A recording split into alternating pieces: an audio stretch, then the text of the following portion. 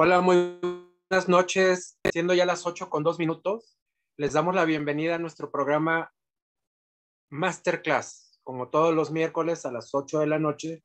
Un tema muy interesante que más adelante estaremos presentando a nuestra ponente del día de hoy, a quien agradecemos como siempre su participación y su compartir con toda la comunidad médica.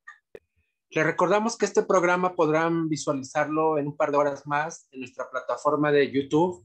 Tan solo tienen que teclear Medical Legal Center, buscar el programa Masterclass y encontrarán nuevamente el programa si es que quieren compartirlo, repetirlo o tomar algún dato que hayan perdido durante la presentación.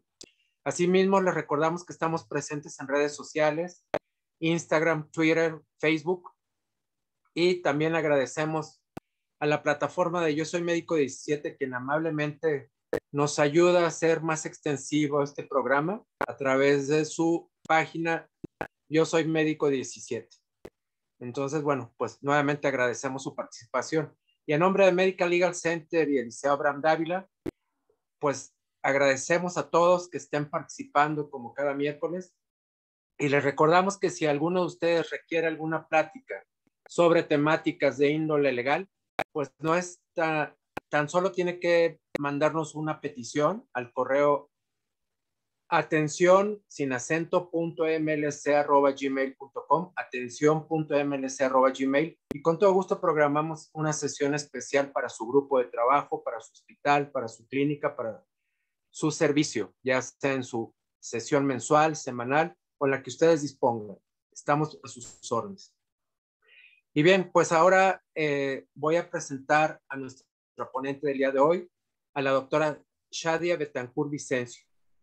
Ella nos va a presentar el tema de abordaje integral de la incontinencia fecal. La doctora Shadia Betancourt es médico cirujano y partero por la Universidad de Guadalajara. Tiene especialidad en coloproctología y en cirugía general. Está certificada por el Consejo Mexicano de Cirugía General. Tiene la certificación Advanced Trauma Life Support. Es rotatorio externo del Centro Europeo de Cirugía Colorectal en la ciudad de Valencia, España. Entrenamiento en colonoscopía diagnóstica y terapéutica. Certificación por el Consejo Mexicano de Coloproctología vigente. Entonces, bueno, pues, doctora Shadia, buenas noches nuevamente, bienvenida a su programa. Usted, como siempre, haciéndonos favor de compartir un tema más. Y les voy a agradecer a todos que de momento sus preguntas y comentarios los vayan haciendo en la sección del chat, además de indicarnos desde qué ciudad están compartiendo esta ponencia. Y al terminar la presentación de la doctora Shadia, pues estaremos con la mejor disponibilidad de dar causa a sus comentarios y preguntas. Así es que, doctora, bienvenida nuevamente y adelante, puede iniciar. Muchas gracias, muchas gracias. Vamos a compartir la pantalla.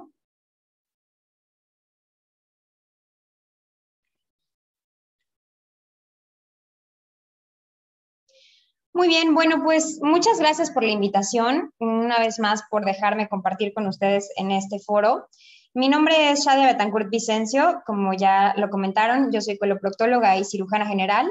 Soy egresada del Hospital Civil de Guadalajara, Fray Antonio Alcalde, y actualmente hago mi práctica profesional en el Instituto Mexicano del Seguro Social, en la ciudad de La Paz, Baja California Sur, y además de mi práctica privada.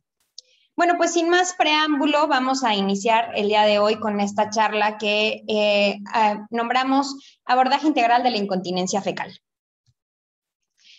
¿Cuáles son nuestros objetivos? Bueno, nuestro principal objetivo es definir el concepto de incontinencia fecal, determinar cuáles son los factores de riesgo para presentar incontinencia fecal, saber cuáles son los métodos de diagnóstico de los cuales nosotros podemos echar mano para ayudar a nuestros pacientes y cómo podemos ofrecerles un tratamiento individualizado.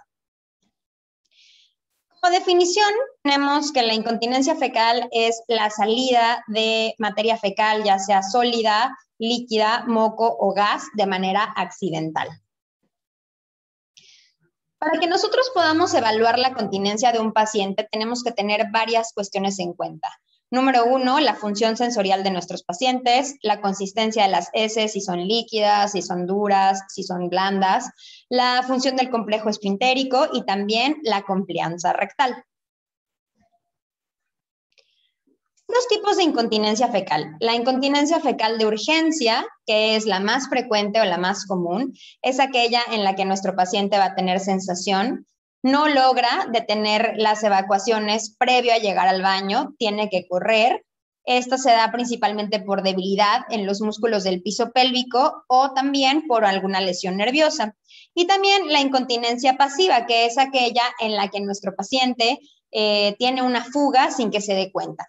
¿Cómo podemos diferenciar a la hora del interrogatorio si estamos ante una incontinencia fecal de urgencia o una incontinencia pasiva? Es muy simple, solo con la pregunta, ¿usted tiene salida de materia fecal o a usted se le sale la popó sin que usted se dé cuenta? Esa sería una de las preguntas. O la otra es, ¿usted tiene que correr al baño para lograr que no se le salga la popó o se le sale la popó a pesar de que corra al baño?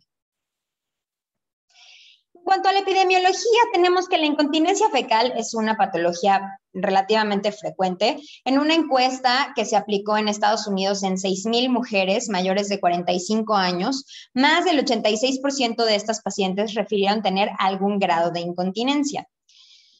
También hay algunas estadísticas de adultos mayores que están no hospitalizados y otros adultos mayores en hogares para personas de la tercera edad. En los que no están hospitalizados o no están en lugares para personas mayores, se dice que de 7 a 15 de cada 100 personas van a tener incontinencia. Y de los adultos mayores que están en hogares para la tercera edad, hasta un 50 o 70 de estos pacientes de cada 100 van a tener incontinencia. Sin embargo, muy pocas personas acuden al médico por esta razón, solamente un 28%. En cuanto a la etiología, tenemos que debemos diferenciarla porque puede ser por ser funcional. ¿Cómo? Si tenemos un paciente que tiene un tránsito rápido, ¿en qué patologías va a haber un tránsito rápido? En pacientes que tengan síndrome de intestino irritable con variante de diarrea, en las enfermedades inflamatorias intestinales o también en los tumores de colon. La otra sería la discinesia del piso pélvico, que puede ser de manera idiopática o por daño medular, o también psicológica, que puede ser por demencia o por psicosis. Ya estamos hablando de debilidad del esfínter, tenemos que saber si hay un daño, si fue en la estructura del esfínter, por ejemplo, por un trauma obstétrico que ya haya sido accidental o quirúrgico, o por un daño del nervio pudendo. Esto también puede darse durante el trauma obstétrico, puede ser idiopático, puede ser por una neuropatía periférica o nosotros como coloproctólogos o los cirujanos generales también durante la desviación quirúrgica en una fascitis necrotizante. También puede ser por una injuria del sistema nervioso central, como lo es la espina bífida, el daño medular o un accidente cerebrovascular. También tenemos que ver si el paciente tiene pérdida de la sensación. Esto puede ser por un daño de nervio aferente, por un daño medular o por una neuropatía diabética. Hay pacientes que llegan a la consulta por incontinencia fecal, que la estructura del esfínter es totalmente normal, sin embargo, su único antecedente de importancia es la diabetes de mal control y de larga evolución. Esto a la larga les puede crear algún grado de incontinencia. ¿Cuáles son los factores de riesgo para presentar incontinencia fecal? Bueno, el más frecuente de todos es el trauma obstétrico. Hasta 10% de los partos vaginales van a presentar algún daño que no haya sido advertido. Hasta un 21 a 35% en partos vaginales van a presentar algún daño que haya sido inadvertido. También puede ser por fistulotomía, por una esfinterotomía lateral interna, por denervación del piso pélvico en el parto, como ya lo habíamos dicho antes, por un prolapso rectal crónico, por condiciones neurológicas como la espina bífida o el mielomeningocele, la enfermedad inflamatoria intestinal o la proctitis por radiación. Este es un artículo que su objetivo fue evaluar si las pacientes que habían tenido una episiotomía de 4º grado en el primer parto tenían más riesgo de presentar incontinencia fecal. Es un artículo que se hizo ya hace algún tiempo, en un periodo de 1997 a 2005, pero su muestra es muy amplia, son 2,008 pacientes.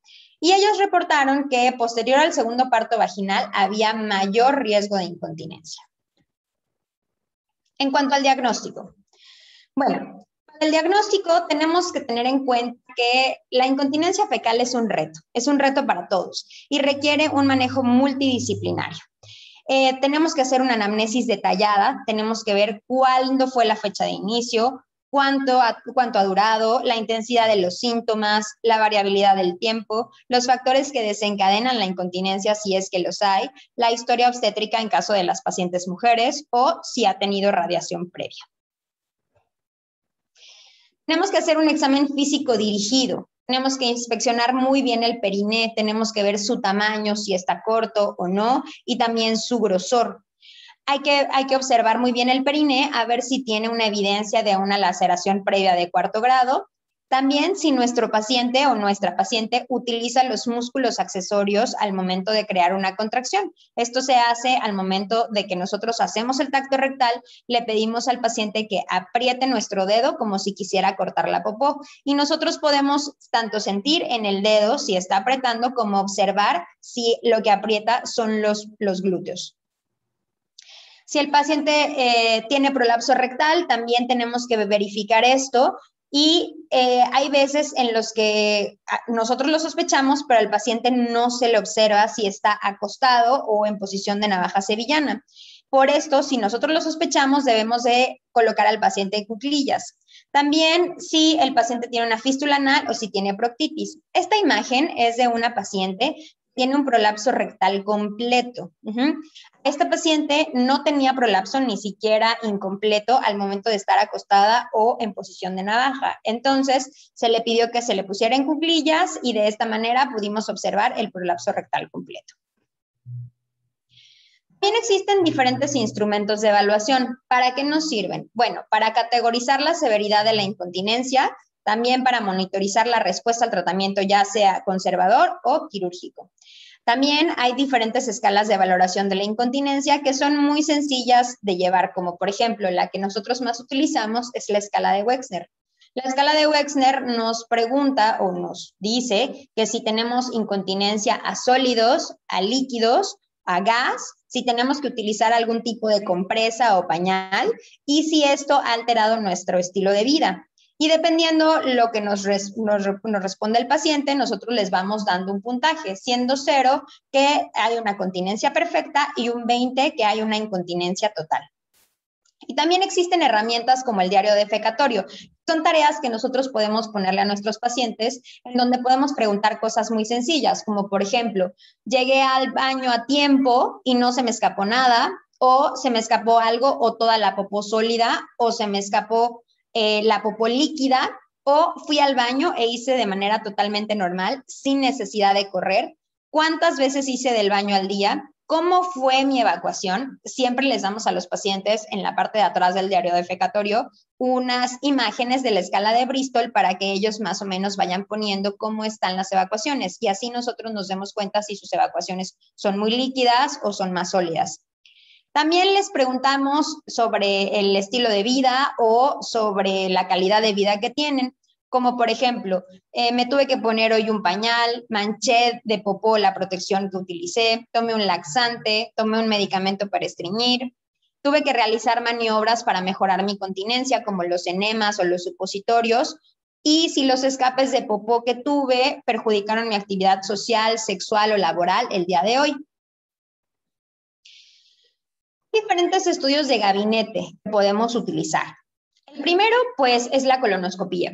Siempre que tengamos un paciente con incontinencia y que tenga diarrea, debemos de descartar diferentes patologías, como por ejemplo una neoplasia, la enfermedad inflamatoria intestinal y la colitis microscópica. La manometría no rectal es una herramienta que nos ayuda a la evaluación de la presión del esfínter y los reflejos rectoanales. Si nosotros tenemos una presión de reposo disminuida, podemos inferir que el problema está en el esfínter anal interno. Si la presión de contracción voluntaria está reducida, el problema puede estar en el esfínter anal externo. Sí, también nos ayuda a valorar la presión de contracción máxima, que esta va a tener mayor sensibilidad y especificidad para discriminar en pacientes con incontinencia.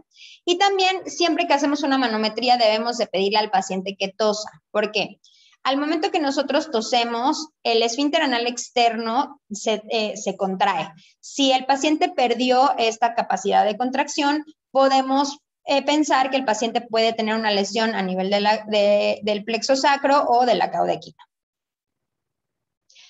Siempre hacemos un estudio con balón rectal para ver la sensación y la distensibilidad rectal. Con esto vemos qué capacidad tiene el recto. También un mayor umbral para la percepción sensorial del recto va a estar asociado con una neuropatía diabética o con una malformación anorrectal neurogénica que puede ser congénita. Y la distensibilidad rectal a menudo va a estar disminuida en pacientes que tengan incontinencia fecal, colitis o lesiones de la médula ósea y diabetes. Otra herramienta que podemos utilizar que es excelente, súper importante al momento de estudiar la incontinencia es el ultrasonido endoanal. El ultrasonido endoanal utiliza un transductor de 360 grados que nos ayuda a la visualización del aparato esfinteriano. Nos va también a ayudar a evaluar la integridad anatómica y la presencia de defectos o de disrupciones a nivel de los esfínteres. ¿Cuándo está indicado? Está indicado para definir el grupo de pacientes con indicación de tratamiento quirúrgico. También nos puede ayudar a valorar los pacientes que se les inyectaron sustancias de relleno en los casos de incontinencia asociada a defectos del esfínter anal interno y también en el control de la terapia en el seguimiento. Y también en pacientes que ya han sido sometidos a una esfinteroplastía y en quienes reaparece la incontinencia fecal. De esta manera podríamos evaluar la integridad anatómica que nosotros logramos con la cirugía. Bueno, estas son unas imágenes en donde es un ultrasonido endoanal en 360 grados, en donde podemos ver aquí en la parte donde está señalada con las flechas el defecto del esfínter anal interno y en la imagen de abajo el defecto del esfínter anal externo donde se abre una lesión de 109 grados, como podemos observar en esta imagen de acá. Estas imágenes son de pacientes nuestros, en donde aquí tenemos a nivel del canal anal medio alto, son imágenes con un ultrasonido endoanal en 2D. Podemos observar a nivel del canal anal medio alto, una disrupción del esfínter de 131.9 grados, casi 132 grados de disrupción de esfínter. En canal anal medio bajo, podemos observar una disrupción de 71 grados del esfínter anal. En esta otra de acá, estos pacientes son pacientes mujeres que una de ellas tuvo un parto macrosómico y le tuvieron que hacer una episiotomía. Y la otra era una mujer que tuvo a sus hijos en su casa y entonces ella tuvo desgarros, pero pues nunca se dio cuenta hasta ahora que ella está en la 7ª década de la vida y tiene una incontinencia importante. Ella tiene una lesión de 158 grados, como podemos ver aquí en canal anal medio, y también acá en esta otra imagen vemos una lesión de casi de 169 grados. Ninguna de las dos es candidata a esfinteroplastía. Ok, y en cuanto al tratamiento. Tenemos que observar o que investigar, mejor dicho, cuál es la causa principal. Si nuestro paciente tiene un prolapso, entonces debemos de tratar este prolapso. Si no tiene un prolapso, entonces debemos de ver si hay integridad del esfínter y también la función. Entonces, si nuestro esfínter tiene un defecto menor a 120 grados, ese paciente o esa paciente va a ser candidata a estimulación del nervio sacro y a esfinteroplastía. Si nuestro paciente tiene un esfínter que está íntegro pero no tiene función, podemos utilizar un esfínter anal artificial, biomaterial, tener al paciente colocándose enemas todos los días a la misma hora para que sea como como un ciclo de evacuaciones o hasta llegar al estoma. Las medidas conservadoras siempre son la alternativa número 1 en los pacientes con incontinencia fecal. ¿Qué cambios debemos de hacer? Bueno, debemos de hacer cambios en el estilo de vida, como por ejemplo en el régimen alimenticio de los pacientes. Debemos de decirles que eviten la lactosa, eviten la cafeína e eviten también los edulcorantes artificiales. También debemos de ver cómo está el volumen de las heces, darles más fibra o, si es necesario, loperamida para tener unas heces que estén blandas, pero bien formadas. Si el paciente tiene diarrea, más frecuentemente va a tener escapes y va a tener accidentes. Bueno, el biofeedback. Aquí es donde decimos que hablamos de un equipo multidisciplinario porque necesitamos también unos rehabilitadores, ¿sí? El biofeedback o la biorretroalimentación es parte de la rehabilitación del piso pélvico, se debe de utilizar en conjunto con el estilo de vida y hay candidatos que son ideales. ¿Quién es el candidato ideal? Bueno, pues es aquel que tenga alguna contracción voluntaria del esfínter en lugar de solo la utilización de músculos accesorios. Si nuestro paciente solamente utiliza los músculos accesorios para poder lograr algo de continencia, el biofeedback no le va a ayudar.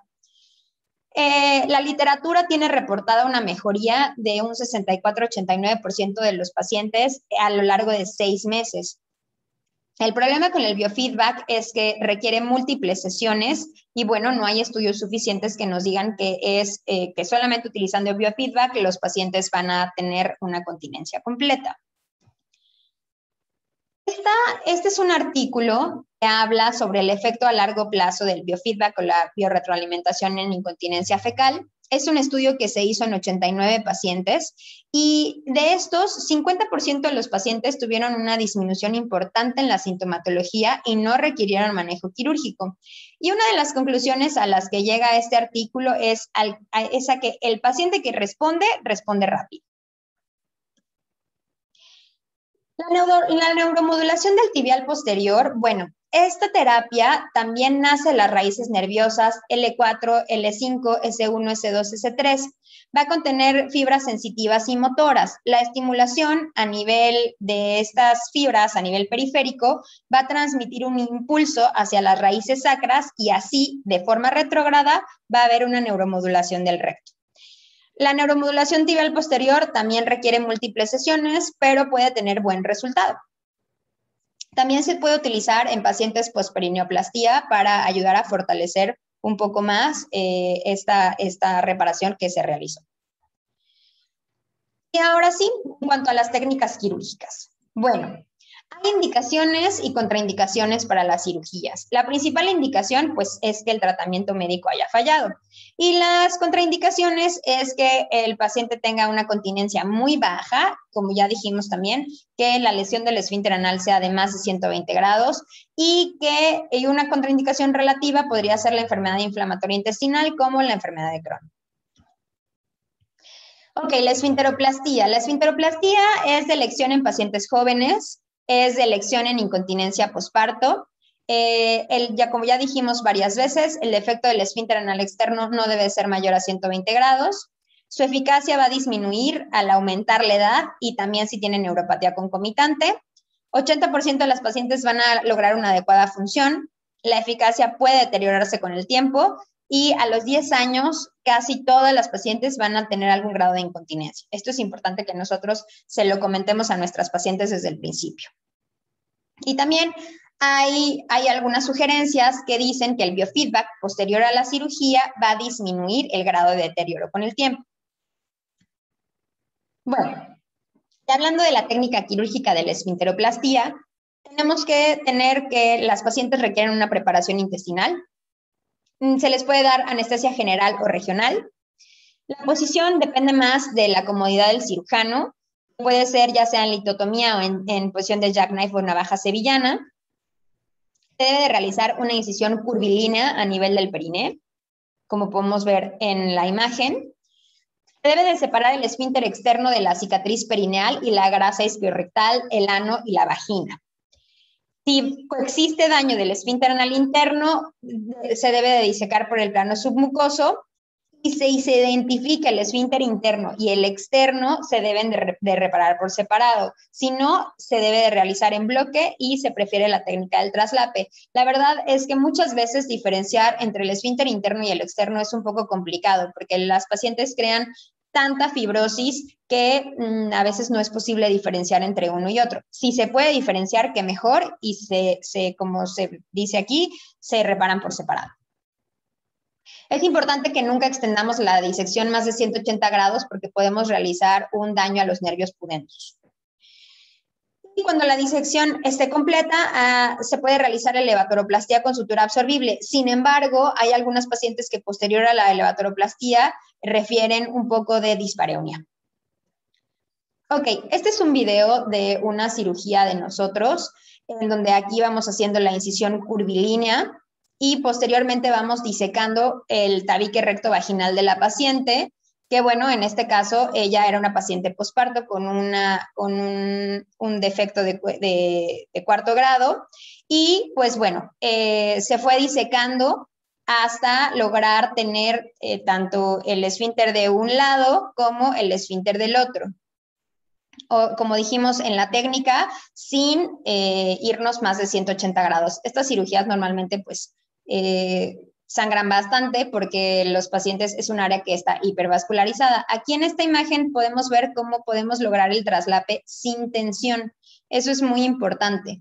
Entonces, se van realizando los puntos, no se van a apretar en cuanto se dan, sino que se van poniendo de uno por uno y se van refiriendo para después, como podemos ver ahora en esta imagen, vamos haciendo las suturas, terminando las suturas y cerrando. Ahí está ya nuestro traslape y posteriormente pues se empieza a crear de nuevo el tabique recto vaginal que debería de estar en ese sitio.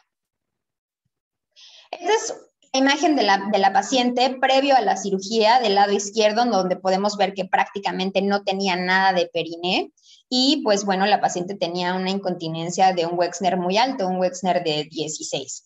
Y ya posterior a la cirugía, la fotografía que está del lado derecho es una semana postquirúrgica, en donde bueno, ya vemos que ya tiene periné y ella ha tenido una buena evolución post-perineoplastia. La neuromodulación sacra es también otra alternativa que hay actualmente, que está aprobada por la FDA para el tratamiento de la incontinencia fecal y de la vejiga hiperactiva. ¿Cómo va a actuar? Va a actuar modulando los impulsos nerviosos a la raíz nerviosa de S3. Se puede utilizar en aquellas pacientes que tienen defectos mayores a 120 grados. No va a actuar aumentando la función del esfínter, sino que promueve la neuromodulación anterograda de la corteza cerebral. Va a alterar el transporte colorectal y la motilidad y siempre se utiliza fluoroscopía para identificar el foramen oval de S3 en donde se accesa de manera percutánea.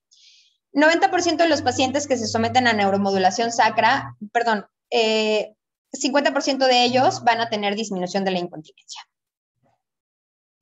La radiofrecuencia está reportada en la literatura, se debe realizar bajo sedación, debe estar administrada por un anoscopio. Se insertan agujas con 5 milímetros de intervalo en 4 niveles del canal anal y las agujas van a tener electrodos que emiten radiofrecuencia. Sin embargo, la mejoría no es muy significativa. También hay estrategias de reemplazo de esfínter en aquellos pacientes que tienen incontinencia severa. Las contraindicaciones pues, van a ser la radiación previa, la enfermedad inflamatoria intestinal, la diabetes y la inmunosupresión. El dispositivo es un dispositivo que va a estar lleno de fluido alrededor del esfínter anal que se conecta a una bomba que se puede inflar y desinflar. El problema es que como es un implante, pues los pacientes tienen mayor riesgo de infección. Ok, hay otra alternativa que es la transposición del recto interno o el músculo de Gracilis. El concepto inicial de esta cirugía es crear una barrera natural al paso de las heces por el ano. El músculo de Gracilis se va a considerar que ejerce una función accesoria y la desinserción tibial no va a provocar ninguna alteración en la deambulación del paciente. Este músculo es un músculo somático de rápida contracción, pero fácilmente fatigable, porque está compuesto básicamente por fibras musculares de tipo 2 y por lo tanto no es capaz de mantener una contracción permanente como los músculos de los esfínteres anales, porque estas son fibras de tipo 1. El músculo de Gracilis va a requerir un entrenamiento y un periodo de estimulación progresiva para conseguir la reconversión muscular. Y se dice que con un buen entrenamiento y una buena estimulación, a las 8 semanas el músculo va a estar totalmente reconvertido y al 100% de su efectividad. Este es otro artículo del Servicio de Cirugía Gastrointestinal del Hospital Clínic de Barcelona, en donde evalúan los resultados de diversos tratamientos quirúrgicos y ellos dicen que con la esfinteroplastía tuvieron de un 55-89% de mejoría, con la neuromodulación sacra un 60%, un gracilis un 74% y con el implante o el esfínter anal artificial un 75% de mejoría. El estoma. Bueno, el estoma puede ser una alternativa válida en pacientes con incontinencia severa, en el que ya haya fallado el resto de tratamientos, que ya hayamos hecho de todo y que nuestros pacientes no hayan tenido una mejoría significativa, que sigan teniendo impacto muy importante en su calidad de vida. Y bueno, aquí les puse con signos de interrogación menor calidad de vida, porque tenemos que tener en cuenta muchas cosas. Debemos siempre de hablar con los pacientes y decirles que un estoma, si bien se puede revertir, tiene una morbilidad que puede ser bastante alta. En cuanto a la calidad de vida, bueno, depende de cómo sea la calidad de vida actualmente del paciente que tiene incontinencia. Si tiene un Wexner de 20, si no puede salir a trabajar o no quiere, si no puede tener relaciones sexuales, si no puede convivir con la gente, si está deprimido totalmente, pues a lo mejor, y ya hizo todo lo anterior, entonces a lo mejor un estoma puede funcionarle. A pesar de que tenga el estoma como tal, bueno, ya se puede utilizar diferentes tipos de bolsas que hacen que no haya tanto olor, el paciente puede tener un poco más de control, etcétera. Siempre, como les digo, esto requiere un manejo multidisciplinario en el que también un psicólogo nos ayude y le ayude al paciente a entender cuáles son sus opciones. Este es un estudio prospectivo en el que el propósito fue identificar el costo de la incontinencia fecal previo al tratamiento. Entonces, las variables que utilizaron fue la higiene personal, los medicamentos como la loperamida, la atención médica de estos pacientes. 15 fueron hombres y 85 fueron mujeres. Se dice que el costo promedio por paciente por año va entre los 0 y los $2,807, con un promedio de $437.72, previo al tratamiento quirúrgico. Bueno, y como conclusiones, tenemos que la incontinencia fecal es una condición común que aún no está explorada por completo. A nosotros como médicos no debe darnos miedo preguntar a nuestros pacientes por síntomas de incontinencia fecal, ya que los pacientes no acuden a consulta por cuestiones culturales. El tratamiento de la incontinencia fecal requiere un manejo multidisciplinario para alcanzar la mayor tasa de éxito. Nosotros estamos en un equipo en el que tenemos uroginecóloga, neurourologo, rehabilitadores y coloproctólogo. ¿Para qué? Para que al paciente le vaya mejor, porque también muchas veces la incontinencia fecal está muy relacionada a la incontinencia urinaria. Y el tratamiento exitoso va a depender del entendimiento de la causa de la incontinencia.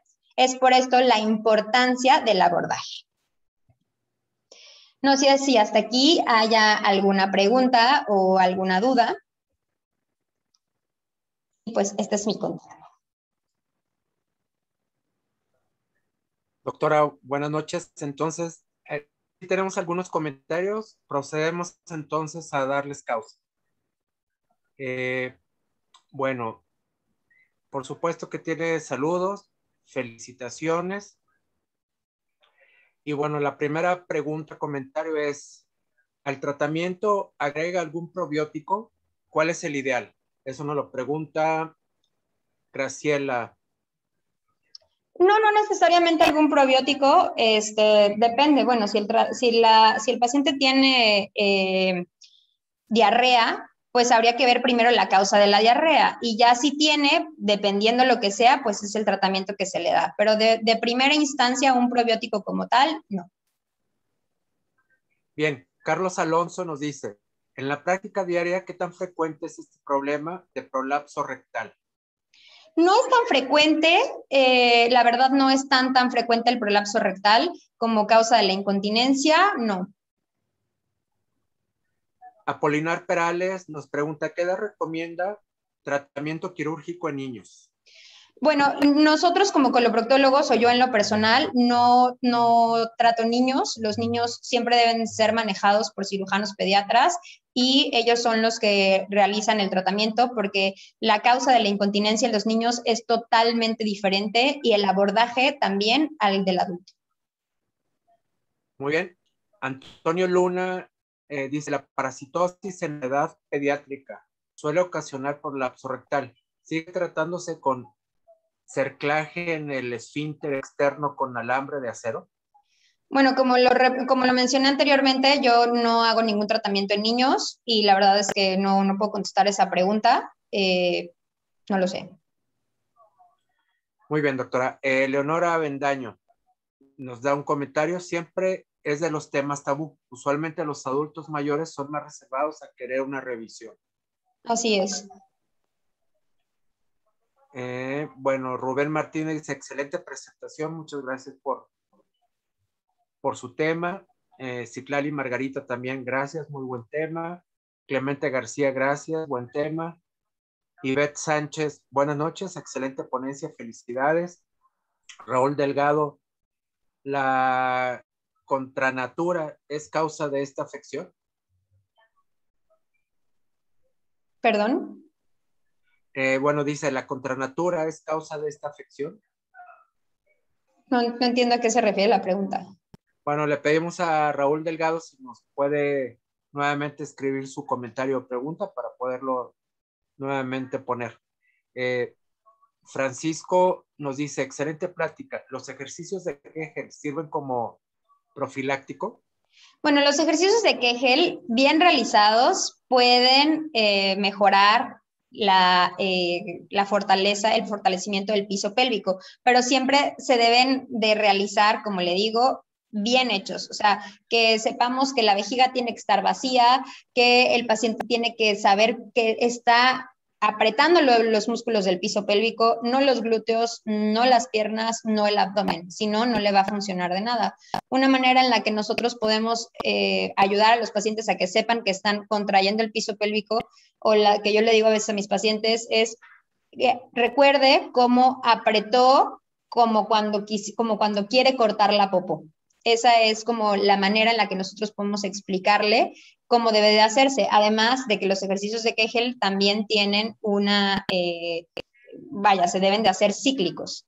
Y los rehabilitadores ya hablan actualmente de que no solo Kegel se debe utilizar, como profilaxis puede ser, pero ya en el tratamiento para el fortalecimiento del piso pélvico hay algunos otros tipos de terapias. De acuerdo, doctora, gracias. Mariela Colín nos dice, muy interesante su tema, muy importante. La felicito por ocuparse del olvidado de la medicina, el periné, el suelo pélvico. Clemente García, ¿qué tanto ayuda la dieta, el control del estrés antes de decidir cirugía?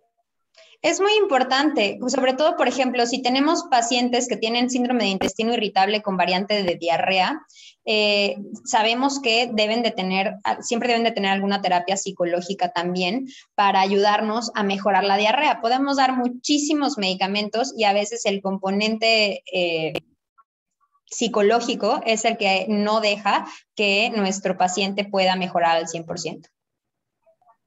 Muy bien, gracias. La doctora Froilán, excelente conferencia y ponente, gracias por la invitación, renovador descanso y aprendizaje. Graciela, gracias y felicitaciones por su excelente ponencia. Raúl Delgado pone algo referente al sexo anal, si pudiera ser causa quizás de incontinencia. Bueno, depende. Las prácticas sexuales anales no necesariamente son causa de incontinencia, pero si un paciente ya tiene incontinencia y practica sexo anal, se puede agravar un poco o bien no le va a ayudar. De acuerdo. Mariela Colín nos dice nuevamente, me dedico a la rehabilitación de suelo pélvico y considero que no se pregunta en la práctica médica. Sugiero preguntar más en padecimientos como lumbalgias. Gracias. Gracias, Manila. Buenas noches, le dice Claudia Ramírez y excelente ponencia. De igual forma, la doctora Ana, excelente tema, muchas gracias, felicidades. Y el último comentario que tenemos ahorita es de Marta Patricia González, dice, interesante, felicidades. Una pregunta, si la metformina es causa de incontinencia fecal. La metformina a veces a los pacientes les puede causar diarrea y entonces la diarrea puede ser la causa de la incontinencia, pero no necesariamente por tomar metformina como tal. De acuerdo. Pues creo que son todos los comentarios, doctora. Ha quedado claro la importancia de tener una buena historia clínica, el trabajo interdisciplinario y acudir al especialista cuando exista alguna situación de incontinencia. Entonces yo quisiera pedirle su mensaje final para la comunidad médica que nos hizo favor de acompañar y que agradecen su valiosa participación. Bueno, pues mi mensaje final sería, como dije anteriormente, que la incontinencia sigue siendo un tabú en nuestro medio. La gente no se atreve a solicitar ayuda para esto, pero es una patología mucho más frecuente de lo que pensamos y los invito a siempre hacer preguntas, a que nosotros nos ganemos totalmente la confianza de nuestros pacientes y que una vez que estén dentro del consultorio, la pena se vaya y que solo exista la confianza para que nosotros podamos ayudar a este tipo de pacientes que tienen una gran repercusión en su calidad de vida.